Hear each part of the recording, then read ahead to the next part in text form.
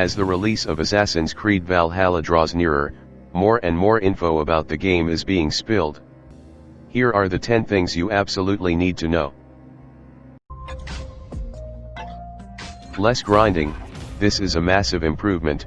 Not only did the world feel so bloated, but in order to do more, players needed to level up.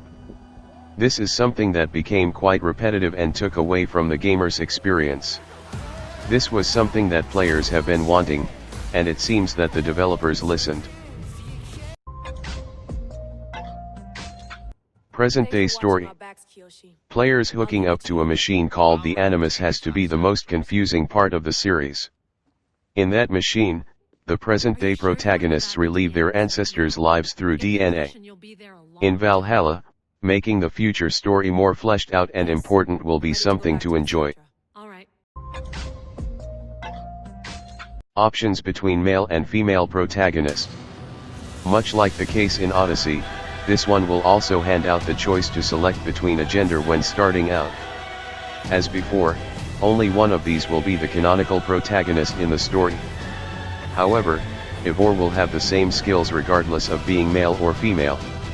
Another exciting feature is to customize both characters' appearances. Map. This game brings major cities such as Horvik, Winchester, and London as the ones players will venture into. The outer parts, including Norway, will be accessible through naval means. This way, a fascinating idea most players will definitely think of is how the world looks in Valhalla to Assassin's Creed Syndicate in the 19th century. Combat. One of the weaker aspects of the games has always been the linear combat system. However, Valhalla looks to change this. The most striking revamp is the ability to dual-wield weapons, and it is possible with every kind of weapon, no longer requiring particular swords or axes for singular use. Naval. During the Viking times, ships were present and used, but not in the same capacity as their Greek counterparts. Valhalla rectifies this by making Eivor's longship almost exclusively as a means for travel. Now, players will not have to worry about spending hours trying to sink enemy ships. Mythology.